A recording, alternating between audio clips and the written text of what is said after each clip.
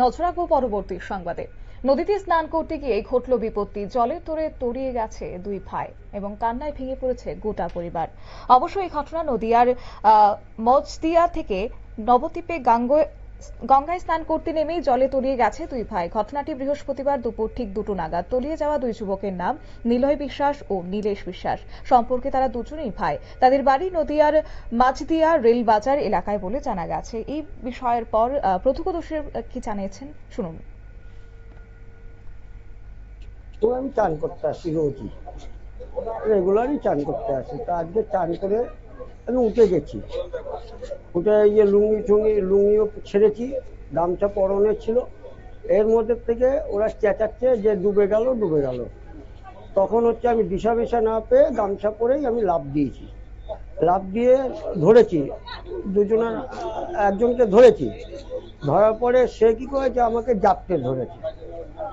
হ্যাঁ, জাপটে ধরে পরে এবার আমি জল খেয়েছি। জল খেতে খেতে আমিও নিজে তখন আরেকজনকে বলছি যে আমাকে গামছা দে। হ্যাঁ, তখন উপর থেকে ভোলা বলে একটা ছেলে গামছা দিল, যে ওর গামছা ধরে আমি উঠে পড়লাম। এই পর্যন্ত। দুজন তলিয়ে গেছে। এটা 1:45। কি মনে হচ্ছে যে এই গঙ্গার এরকম মানে কারাকন্দর দেখে কি এরকম? হ্যাঁ, ওখানটায় মানে খানিকটা গেলে ডিপ, জায়গাটা সমান নেই। গঙ্গাটা সমান না, কোনো জায়গায় ডিপ, কোনো জায়গায় মানে বালি পাথর বসিয়ে মানে আছে, কোনো জায়গায় মানে ইয়ার আগেও অনেক কবার মানুষ ডুবে যাচ্ছিল ওই কর্নার দিকটা। আপনি এখন কি চাইছেন? আমি চাইছি যে এখানটায় একটা ঘাটটা যেভাবে পরিস্থিতিতে রয়েছে, প্রায় এই জিনিসগুলো হচ্ছে, তাই ঘাটটা নিরাপদ নেই। এই ঘাটটা দুদিন। প্রত্যক্ষদর্শীদের মত আপনারা শুনলেন এবং এই নিয়ে বিস্তারিত যাব আমাদের সঙ্গে যুক্ত হয়ে গেছে সাংবাদিক অঞ্জন শুকুর।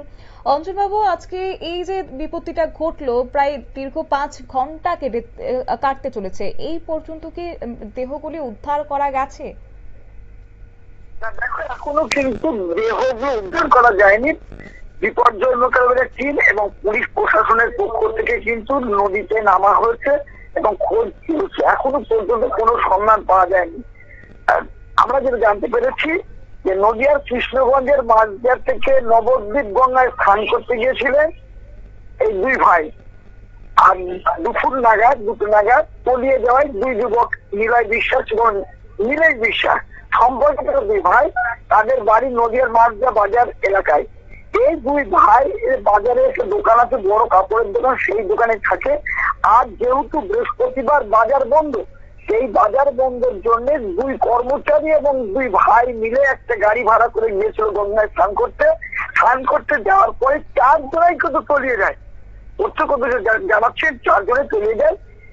যারা নদীর পাড়ে ছিলেন তারা সঙ্গে সঙ্গে নেমে দুজনকে তুলতে সক্ষম হলেও এই দুই ভাই কিন্তু তাদেরকে তুলতে পারেন, তারা তলিয়ে গেছে। এখনো পর্যন্ত তাদের কোনো সন্ধান পাওয়া যায়নি। পুলিশ প্রশাসনের পক্ষ থেকে নদীর গঙ্গার ধারে জেনারেটরের ব্যবস্থা করা হয়েছে, আলো দিয়ে খোঁজার চেষ্টা করছে। এখন দেখার বিষয় যে কখন এই দেহ দুটো তোলা যায়। অন্যদিকে পরিবারের দেহগুলো, একই পরিবারের 2 সন্তান চলে গেছে, সেখানে পরিবারের শোকের ছায়া। পাশাপাশি গঙ্গার ঘাটের এলাকার যে সমস্ত মানুষরা রয়েছে তাদের মধ্যেও কিন্তু এই ঘটনাকে কেন্দ্রে আরো একটি বিষয় আপনার কাছ থেকে জানতে চাইবো যে উদ্ধারে এই মুহূর্তে স্থানীয় থানার পুলিশ, বিপর্যয় মোকাবেলা বাহিনী রয়েছে দেহগুলো উদ্ধার করতে, কিন্তু সেই জায়গায় প্রত্যক্ষদর্শীরা যে অভিমত বা তারা যে কথা বলেছেন যে একের পর এক এই গঙ্গার ধারে এই ঘাটে এরকম বিপত্তি ঘটেই চলেছে, এই ঘাটটি নিরাপদ নয়, তাই সেক্ষেত্রে প্রশাসনের পক্ষ থেকে কি কোনো রকমের দৃষ্টি আকর্ষণ করা হচ্ছে না অন্তত এই নিরাপত্তার খাতিরে? না, দেখো, এইখানে একটা বড় ব্যাপার হচ্ছে নদীর গঙ্গার জল কিন্তু একদম নিচে নেমে গেছে। বলা যেতে পারে যে সিঁড়ি, যে বাঁধানো সিঁড়ি রয়েছে, সেই সিঁড়ি থেকে প্রায় 15 থেকে 20 ফুট নিচে কিন্তু মাটি দেখা যাচ্ছে, তার নিচে কিন্তু জল। আর সেইখানটি কিন্তু স্রোত বইছে পুরো গঙ্গাটায়, যেহেতু এখন জল শুকিয়ে গেছে। এইটা হয়তো তারা বুঝতে পারেনি যে কিছুটা নামার পরেই কিন্তু অনেকটা গভীর জল, তাই তোমার 10 থেকে 12 হাত গভীর জল।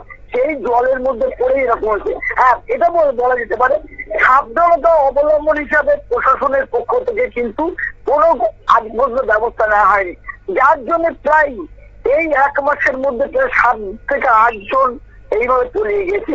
প্রশাসনের উচিত সেখানে কিন্তু নিরাপত্তা জোরদার করা। পাশাপাশি আরেকটা কথা বলে রাখেন, ভালো এত বড় গঙ্গার ঘাট যেখানে প্রতিদিন লক্ষ লক্ষ মানুষ পার হয়, সেখানে কিন্তু বিপর্যয় মোকাবিলার কোনো টিম কিন্তু স্থায়ীভাবে থাকে না। এটাও কিন্তু স্থানীয় বাসিন্দারা দাবি করছে। যদি আজকে বিপদ মোকাবিলার টিম যদি স্থায়ী থাকতো তাহলে হয়তো বিপদ থেকে এটাকে বাঁচানো যেত। অঞ্চল বাবু, এই যে গোটা আমরা গঙ্গার ঘাটটা দেখলাম, সেখানে কিন্তু দপ্তরের পক্ষ থেকে কোনো রকমের নির্দেশাবলী, কোনো রকমের সতর্কবার্তা সেখানে দেওয়া হয়নি। আজকে এই যে দিনের পর দিন বিপত্তিগুলি ঘটে যাচ্ছে, আজকে সেই একই পরিবারের 2 সন্তান হারা হয়েছেন বাবা মা, তাই সেক্ষেত্রে দপ্তরের কি এটা গাফিলতি নয়? অবশ্যই প্রশাসনের তো গাফিলতি রয়েছেই। আর আমরা এটাই জানি, যখন কোনো ঘটনা ঘটে তখন কিন্তু প্রশাসনের থেকে কিন্তু ব্যবস্থা নেওয়া হয়, কিন্তু ওই 2-1 দিন হওয়ার পরে কিন্তু আবার চলে যায়। প্রশাসন যেখানে নবদ্বীপ, মায়াপুর প্রতিদিন ধর্মীয় স্থানে লক্ষ লক্ষ মানুষ আসেন, যেখানে প্রতিদিন 50 থেকে 60টা ট্রলার চলে, সেই ঘাটে কিন্তু বিপদ মোকাবিলা কোনো টিম থাকে না স্থায়ীভাবে। এটা কিন্তু ভাবাচ্ছে প্রশাসনকে।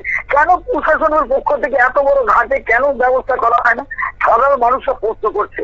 কিন্তু যতই বলা হোক না কেন, পুলিশ প্রশাসন এখন বলছে এর পরবর্তীকালে থাকবে, কিন্তু আবার 2 দিন পরে দেখা যাবে কিন্তু ডাকাত চাই।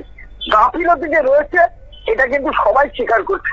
একেবারে অঞ্চল বাবু, অসংখ্য ধন্যবাদ আপনাকে। আপনারা শুনলেন, এবং সেই সঙ্গে আরো একটি বিষয় জানিয়ে রাখি যে তলিয়ে যাওয়া 2 যুবকের খোঁজে তল্লাশি শুরু করেছে বিপর্যয় মোকাবেলা দপ্তরের টিম। অন্যদিকে খবর পেয়ে ঘটনাস্থলে ছুটে আসে 2 যুবকের পরিবারের। এরপর চোখের জলে ভেঙে পড়েন প্রত্যেকেই। স্বভাবতই 25 বছর বয়সী 2 যুবকের একসাথে তলিয়ে যাওয়ার ঘটনায় নতুন করে একটা আতঙ্কের পরিবেশ সৃষ্টি হয়েছে গঙ্গার তীরবর্তী এলাকার মানুষের মধ্যে। নদীতে স্নান করতে নেমে এই 2 যুবকের তলিয়ে যাওয়ার ঘটনায় গোটা এলাকা জুড়ে এখন শোকের ছায়া। নিয়ে নিয়েছে ছোট্ট একটি বিজ্ঞাপন বিরতি, সঙ্গে থাকুন।